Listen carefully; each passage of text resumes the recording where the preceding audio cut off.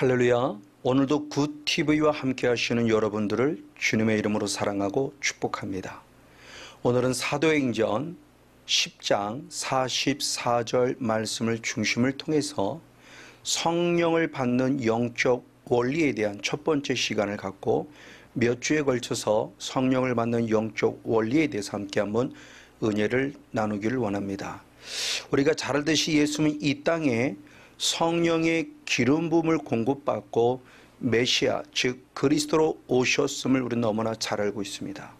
그리고 예수님이 이 땅에 오셔서 친히 십자가에서 죽으심으로 우리의 죄의 문제를 해결해 주셨고, 그리고 3일 만에 부활하셨고, 그리고 40일간 이 땅에 계시다가 드디어 승천하셨고, 마지막 우리들에게 다시 오실 걸 예비하셨는데, 그 승천하신 궁극적인 목적이 무엇일까요?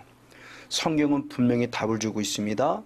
요한복음 16장 7절 말씀에 보니 내가 떠나가는 것이 유익이라고 말씀하며 예수님이 하나님의 보좌 우편으로 승천하실 때 마지막에 말씀에 내가 그를 즉 보혜사를 우리에게 보내시리라 라고 말씀하며, 예수님이 이 땅에 오셔서 제상적 사명을 감당하실 때 결국 십자가에서 죽으셨고 3일 만에 부활하셨고, 그리고 하나님 예수님이 승천하셨으니 그 십자가의 궁극적인 죽으신 궁극적인 목적은 마지막에 성령님을 우리들에게 보내시기까지 하시는 것으로 예수님이 제상적 사명을 감당하셨음에 대한 부분을 너무나 잘 알고 있습니다. 바로 이와 같이 예수님 우리에게 성령을 부어주기 원하여 오셨는데, 성령을 부어주기 전에 이미 우리는 잘 아는 대로 하나님께서 예수님에게 약속된 성령을 부어주셨다고 말씀하고 있으니, 사도행전 2장 33절에 하나님께서 예수님을 높이시사 약속하신 성령을 아버지로부터 받았다라고 표현하며, 예수님이 이미 성령을 하나님으로부터 받은 그리스도 메시아에 대한 부분을 너무나 잘 알고 있습니다. 그럼 중요합니다. 도대체 예수님은 언제 성령을 받으셨을까요? 성경은 분명히 이 약속을 이루셨으니 예수님은 마리아의 몸을 빌려 잉태하는 순간부터, 그래서 누가복음 1장 35절의 말씀에 주님이 천사를 통해서 마리아에게 말할 때 성령이 내게 임할 것이고 능력이 너를 덮을 때 내가 한 아기를 낳을 것이니 그 아기가 거룩한 자 하나님의 아들이다 라는 말씀을 들으면서 예수님은 태어나는 순간부터 성령의 기름 부음을 받고 태어났음을 우리에게 말씀해 주고 있죠.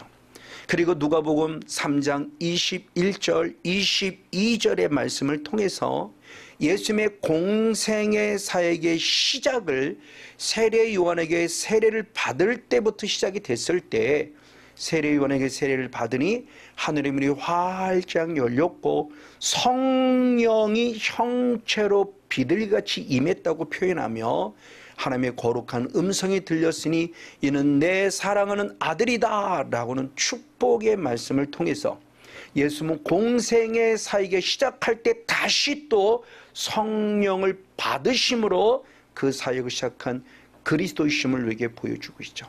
이에 예수님의 제자 가운데 한 사람인 베드로는 예수님을 부지런히 제자로서 따라다니며 드디어 고넬료에게 설교할 때 사도행전 10장 38절 말씀에 하나님께서 예수님에게 성령과 능력을 기름 붓듯 부으심에 그가 착한 일을 행하셨고 마귀에게 눌린 자를 고치셨으니 하나님이 함께 하심이라 라는 말씀을 통해서 그가 성령의 기름 부음을 공급받은 그리스도를 역시 증명해냈습니다. 바로 이 사실을 통해서 구약을 다시 한번 돌아가 보면은 하나님은 모든 사람을 쓰심에 있어서, 특별히 하나님의 일꾼으로 쓰심에 있어서 특별하게 하나님이 구별하셨어요. 그걸 바로 기름 부음을 통해서 구별하셨다는 거죠. 왕을 구별하셨고 선지자를 구별하셨고 제사장을 구별했어요. 근데 기름 부음이라는 행위가 있을 때 놀라운 영적 원리가 나타났으니 대표적으로 사무엘상 16장 13절의 말씀에 사무엘이 다윗에게 기름을 부음에 놀라운 얘기가 하나님의 영으로 크게 감동되었다고 표현하며 바로 기름 부음의 역사가 성령의 은혜가 우리에게 임하는 거룩한 통로임에 대한 부분을 가르쳐주며 하나님의 특별한 사람들을 쓰셨죠. 그러나 그렇게 하나님의 사람들을 세워서는 모두가 다 성공적인 삶을 살지 못했기에 이제 하나님께서는 이 사역을 바꾸십니다. 그래서 요엘서 2장 28절 말씀이 아주 중요한 말씀하셨으니 내가 내 영을 만민에게 부어주리라, 만민에게 부어주리라고 약속하셨습니다. 그리고 드디어 그 약속이 초대교회에 이루어졌죠. 초대교회에 이루어졌으니 사도행전 2장 16절 17절 말씀에 예루살렘에 성령의 강력한 기름 부음이 부어져 그들이 성령을 받고 방언하는 사건이 벌어졌을 때 요엘 선지자를 통하여 말씀하신 것이 이루어졌다고 말하며 하나님의 말씀하시기를 말세에 내가 내 영을 모든 육체에 부어주라 말하며 이제는 특별한 사람에게만 아니라 모든 사람들에게 성령을 부어줄 것을 주님이 약속하신 것을 드디어 이루어내셨습니다. 초대교회를 통해서 맞습니다. 자, 그러면 중요합니다. 성령을 먼저 받은 예수님이 우리들에게 성령을 부어줄 것을 약속하면서 우리에게 성령을 그러면 궁극적으로 부어주는 목적이 무엇일까요? 로마서 8장 9절의 말씀에 의하면 예수님이 우리들에게 성령을 부어준 궁극적인 목적은 아주 중요합니다. 우리를 그리스도인으로 만들기 위함이라는 사실입니다. 그래서 하나님의 영이 내 안에 거하시면 우리가 바로 그리스도의 사람이 된다고 표현하며 성령이 임하는 자에게 어떤 역사가 나타나느냐? 고린도전서 12장 3절의 말씀에 보면은 성령으로 아니하고는 예수를 주시라 할 수 없다고 말하니 성령의 기름 부음을 얻은 그리스도인이 될 때 예수를 나의 주라고 인정한다는 겁니다. 그래서 로마서 10장 13절의 말씀에 예수의 이름을 부르는 자가 구원을 얻으리라 라는 말씀을 통해서 우리에게 성령을 부어주는 궁극적인 목적은 그리스도인으로 만들어서 성령의 사람으로 만들어서 예수 이름을 부름으로 구원 얻는 자가 되게 하고자 하는 목적이 가장 궁극적인 첫 번째 목적입니다. 자, 그럼 중요합니다. 그럼 어떻게 성령을 받을 수 있죠? 우리가 성령 받아라 성령 받아라는데 그러면 어떻게 할 때 성령을 받을 수 있냐는 겁니다. 디모데전서 4장 5절의 말씀에 보니 하나님의 말씀과 기도로 말미암아 거룩하여 지민이라 라는 말씀을 통해서 바로 말씀과 기도가 늘 성령의 강력한 임재 속에서 우리가 승리하며 살아갈 수 있는 영적 통로임에 대한 부분에서 우리 잘 가르쳐주고 있습니다. 자, 그러면 하는 말씀이 과연 뭐냐는 겁니다. 요한복음 1장 1절의 말씀에 태초의 말씀이 계셨고 그 말씀이 하나님과 함께 계셨으니 이 말씀은 곧 하나님이시라 라고 말씀하고 있습니다.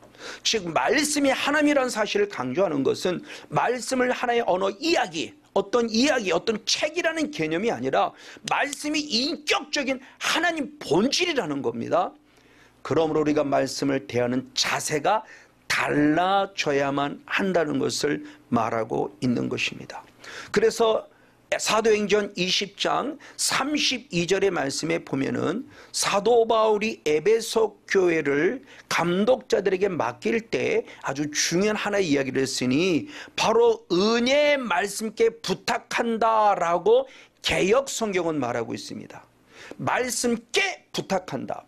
부탁한다는 것은 비생물, 무생물에게 부탁하지 않죠. 어떤 인격적인 존재의 생명체에게 부탁을 하는 거죠. 그러니까 말씀이 생명체라는 것인데 은혜의 말씀께라고 표현하면서 의인화시키면서 그 말씀이 단순히 이야기가 아니라 바로 하나님을 말하면서 하나님께 우리의 존재를 부탁한다고 표현하는 말씀을 통해서 우리가 말씀을 대하는 자세가 달라져야 할 것입니다. 이만큼 말씀은 중요하다는 겁니다. 그러면서 주님께서는 요한복음 3장 5절의 말씀에 거듭남을 말씀함 속에서 물과 성령으로 거듭나지 아니하면 하나님의 나라 들어갈 수 없다라고 말씀합니다. 자, 성경의 말씀에서 물이라는 개념은 주로 성령으로 해석이 되어지고 또 한편에는 말씀으로 해석이 되어집니다. 그러면 이미 성령이란 단어가 나왔기에 아마 저기서 말씀하는 물은 우리가 잘 아는 대로 말씀으로 해석되어짐에 대한 부분 우리가 충분히 이해할 수 있을 것 같습니다. 그 이야기를 베드로가 말했죠. 그래서 베드로 전서 1장 23절의 말씀에 우리가 거듭난 것은 썩어질 씨로 된 것이 아니라 썩지 아니할 씨라고 말하며 하나님의 살아있고 항상 있는 말씀으로 되었다고 말하며 말씀으로 인한 진정한 구원이 우리에게 있음에 대한 부분을 가르쳐주고 있고, 이에 야고보 사도 역시 야고보서 1장 18절의 말씀에 그러므로 우리를 진리의 말씀으로 나누라고 말씀하며 우리가 말씀을 통해서 구원받았음에 대한 부분의 모습을 분명히 기록하고 있다는 거죠. 자, 이렇게 말씀 중심을 살펴보면서 그런 말씀을 언제 우리가 구원 성령을 받을 수 있느냐라고 했을 때 우리가 잘 알고 있는 로마서 10장 17절의 말씀은 믿음은 들음에서 나며 들음은 그리스도의 말씀이라고 말씀을 통해서 들음이라고 하는 중요한 걸 얘기합니다. 이스라엘 백성의 교육법 가운데 가장 중요한 교육법이 쉐마라는 교육법이죠. 그 쉐마의 핵심은 뭐냐? 신명기 6장 4절에 분명히 말하고 있으니 여호와의 말씀 하나님의 말씀을 들으라 라고 말하며 이스라엘 들으라고 표현을 통해서 듣는 것이 이스라엘 백성의 교육의 가장 중요한 핵심을 말합니다. 왜냐하면 말씀 자체가 디모데후서 3장 16절의 말씀에 하나님의 감동, 즉 성령의 감동으로 기록되어진 것이기 때문에 그 말씀만 잘 들어도 성령을 당연히 받을 수밖에 없다라고 하는 그 원리를 우리에게 분명히 가르쳐 주고 있지요. 그래서 예수님은 요한복음 6장 63절의 말씀에 살리는 것은 영이요 육은 무익하니라 내가 너에게 이른 말이 영이요 생명이라 말씀하며 예수님이 하신 말씀 자체가 우리를 살리는 것으로서 그 살리는 것이 영이니 그 영이 바로 하나님의 말씀, 내가 너에게 이른 말씀, 그 말씀이 영으로서를 살렸다라고 성경은 표현하고 있죠. 그리고 더 나아가 예레미야 선자는 예레미야 23장 29절의 말씀에 하나님 말씀이 불같지 아니하냐라고 표현함을 통해서 하나님의 말씀이 불같은 말씀이다라고 표현을 통해서 말씀의 효능, 말씀의 역사, 말씀의 능력이 어떻게 우리에게 부어지고 있는가를 잘 가르쳐 주고 있습니다. 이에 에베소 교도 역시 마찬가지로 에베소 1장 13절의 말씀에 진리의 말씀 그리고 구원의 말씀을 들음으로 성령으로 인치심을 받았다고 말하며 고넬료만이 아니라 에베소 교회 성도들도 사도 바울을 통해서 말씀으로 잘 양육받고 들을 때 성령의 인침을 받은 축복의 주인공이 되었음을 우리에게 가르쳐 주고 있는 것입니다. 맞습니다. 바로 이와 같이 말씀을 들을 때 성령을 받는다는 영적 원리를 가르쳐 주고 있는데 특별히 그냥 듣는다고 해서 다 성령을 받는 건 아니라는 거예요. 그러면 고넬료는 어떻게 할 때 성령을 받을 수 있었는가 말씀을 들을 때 그래서 사도행전 10장 33절은 이렇게 표현하고 있습니다. 마지막에 말씀해 보니 고넬료는 이렇게 말합니다. 우리는 주께서 당신에게 명령하신 모든 것을 듣고자 하여 다 하나님 앞에 있나이다 라고 표현합니다. 하나님께서 바로 이 베드로에게 주신 명령을 듣고자 바로 모든 말씀을 듣고자 하나님 앞에 있다라는 영적인 자세, 성령을 말씀만 듣고도 받을 만한 그 자세로는 살펴볼 수 있습니다. 즉 듣는다고 하는 이 모습은 영적 편식에서 듣고 싶어하는 것만 듣는 것이 아니라 들려주는 모든 말씀을 아멘으로 받는 확실한 신앙을 우리에게 가르쳐주고 있습니다. 맞습니다. 그런 가운데 듣고 싶은 것만 듣다가 하나님 말씀에 대해서 역반응을 일으킨 대표적인 한 인물들이 있습니다.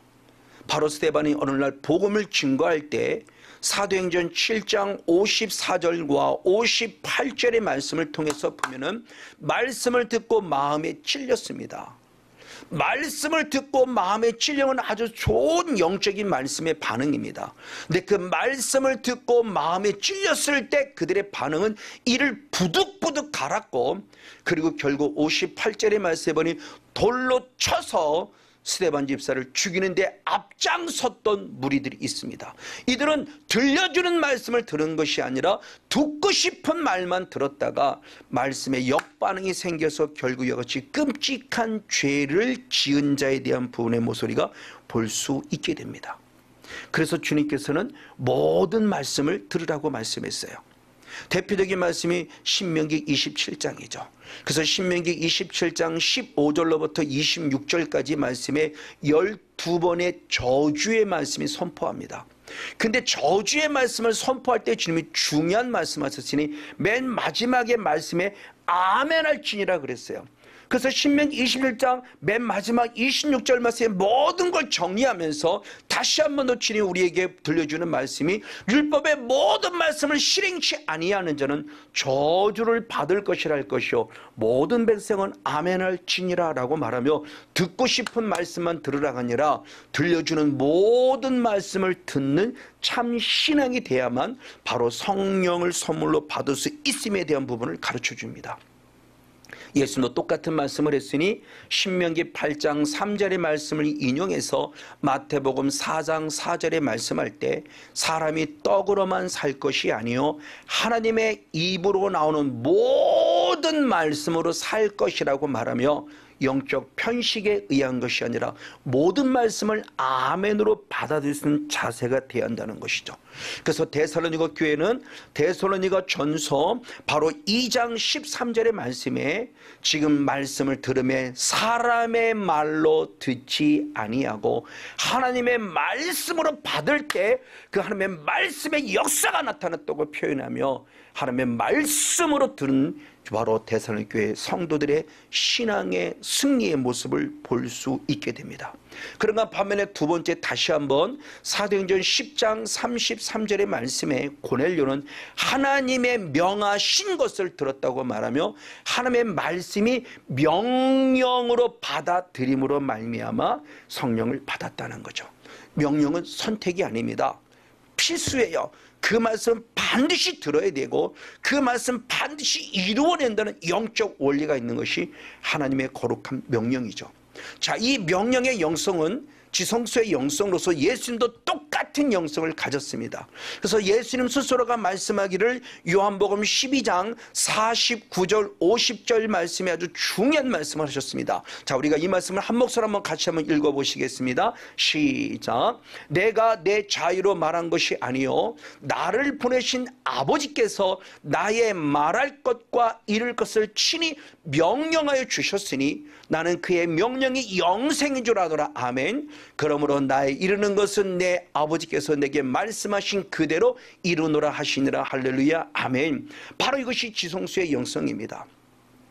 그래서 출애굽기 25장 22절의 말씀에 내가 거기서 너를 만난다고 표현하니 거기서는 바로 지성소입니다. 그 지성소에서 만나는데 그 만난다는 것이 뭐냐? 무슨 음성을 들려서 만난다, 환상을 보여주면서 만난다는 것이 아니라 지성소의 영성에서 주님을 인격적으로 만난다는 것은 마지막에 말씀에 보니 이스라엘 자손을 위하여 내게 명할 그랬습니다. 하나님이 우리들에게 주실 명령이 있다는 겁니다. 그 명령을 명할 그 모든 일을 내게 일이라고 표현하며 하나님이 내게 주신 명령을 받은 자가 하나님을 인격적으로 만났다는 거예요. 그리고 우리가 예배를 통해서 주님을 만나고 기도를 통해서 주님을 만나죠. 그럼 주님을 만난다는 게 조금 전에 말씀드린 대로 무슨 환상을 봄으로 주님을 만났다, 무슨 음성을 들음으로 주님을 만났다, 이것도 만남의 한 과정일 수 있지만 정말 중요한 것은 말씀을 통해서 주님을 만나야 이게 진짜 인격적인 주님을 만났다는 것이고, 그 사람이 바로 예배 성공자가 되어진 것을 가르쳐 주고 있는 것이죠. 그래서 대표적으로 신명기 33장 2절 말씀에 주님 우리에게 강림하셨는데, 그 강림하실 때 주님이 우리에게 오실 때 그 오른손에 번쩍이는 불을 가지고 오셨다 그래요. 자, 근데 번쩍이는 불을 가지고 오셨다고 말씀했을 때, 지금 우리가 쓰고 있는 개역 성경, 개역 개정 말고 예전에 쓰던 개역 성경을 보면은 그 개역 성경은 이렇게 표현하고 있습니다. 그러면 개역 성경으로 한번 읽어보시겠습니다. 신명기 33장 2절을 읽습니다. 시작. 일러스되 여호와께서 신에서 오시고 세일산에서 일어나시고 바란산에서 비추시고 1만 성도 가운데서 강림하셨고 아멘. 그 오른손은 불같은 율법이 있도다. 할렐루야. 지금 개역 개정에서는 그냥 번쩍이는 불을 가지고 오셨다고 표현하는데, 개역 성경에서는 바로 불같은 율법을 가지고 오신 예수님, 하나님. 그러니까 하나님이 율법 자체를 가지고 올 때 불같은 율법을 가지고 오셨던 것이죠. 그리고 그 말씀을 대하는 백성들의 자세는 어땠는가? 고넬료와 같은 모습을 가지고 있었으니, 역시 성경을 볼 때 바로 이어서 신명기 33장 3절의 말씀에 보면은 모든 성도가 주의 발 아래 앉아서 주의 말씀을 받았도다 라고 표현함을 통해서 하나님의 말씀을 듣는 자세가 바로 조금 전에 읽었던 고넬료와 같이 하나님의 명령을, 모든 말씀을 들을 때 성령 받은 것처럼 바로 모든 이스라엘 백성들도 불같은 율법을 가지고 오신 하나님 말씀에 무릎을 꿇을 때 성령을 받았음을 우리에게 상기시켜주고 있는 거죠. 그와 같은 또 한 사람이 있었으니 바로 마리아죠. 마리아는 누가복음 10장 39절의 말씀에 마리아는 참 예수님의 말씀을 들을 때 주의 발 아래 앉아서 그의 말씀을 경청 들었어요. 그래서 분명히 성경에는 성령 받았다는 말씀으로 기록되어 있는 결론적인 부분은 없지만 우리는 충분히 유추해 볼 때, 마리아는 하나님의 말씀을 예수님 발 앞에 엎드려 이스라엘 백성들처럼 고넬처럼 들었을 때 분명히 성령 받았을 것에 대한 부분의 모습은 분명히 알 수 있다는 겁니다. 맞습니다. 그리고 신앙의 실패, 예수님의 십자가의 죽으심에 좌절하고 낭망해서 엠마오로 내려가던 두 제자가 있었어요. 근데 그 주제 가운데 예수님이 친히 찾아오셨고 말씀해 주셨는데 처음엔 그걸 느끼지 못하다가 나중에 깨달았죠. 그때 중요한 신앙의 고백을 합니다. 그래서 누가복음 24장 32절의 말씀을 통해서 살펴보면은 우리가 예수님의 말씀을 들을 때, 성경을 풀어주는 말씀을 들을 때 우리의 마음이 뜨겁지 않더냐라고 말하며 불같은 율법, 하나님의 말씀을 가지신 예수의 말씀을 들은 바로 엠마로 내려온 두 제자의 반응이 가슴이 뜨거웠음을, 성령 받았음을 우리에게 보여주면서 결국 그가 바로 다시 예루살렘에 올라가 예수님의 부활하심을 간증한 주인공이 된 것을 우리는 너무나 잘 알고 있습니다. 그리고 또한 이 말씀을 들은 이스라엘 백성이 있었으니 베드로를 통해서 말씀을 들은 자들입니다. 그래서 사도행전 2장 37절 38절 말씀에 이 말씀을 듣고 어찌할꼬 했고, 그때 드디어 베드로는 회개하라 라고 말했으며 회개할 때 죄사함을 받았고 놀랍게 성령을 선물로 받는 멋진 모습으로는 살펴볼 수 있습니다. 맞습니다. 말씀만 잘 들어도 성령 받습니다. 왜? 말씀의 본질이 성령이시기 때문에. 그럼 저와 여러분도 고넬료와 같이, 그리고 이스라엘 백성들과 같이 마지막 때 철저히 무릎 꿇고 겸손하게 하나님의 명령을 듣고 모든 것을 듣고자 하는 영적인 사색 가운데 그 말씀에 잘 경청하고 그 말씀에 아멘하고 잘 들어서 이제 우리 모두 다 같이 성령의 충만함을 공급받고, 마지막 사도 바울이 사도행전 9장 22절의 말씀에 성령, 아나니에게 성령 받은 이후에 즉시로 복음을 전할 때 예수를 그리스도라고 증거함으로 유대인을 굴복시킨 것처럼 오늘 여러분도 말씀 안에 성령 충만받고 마지막 그리스도의 멋진 증인되는 영적 주인공 우리 모두가 되어지기를 주님의 이름으로 간절히 축복하고 축원을 드립니다. 사랑하고 축복합니다.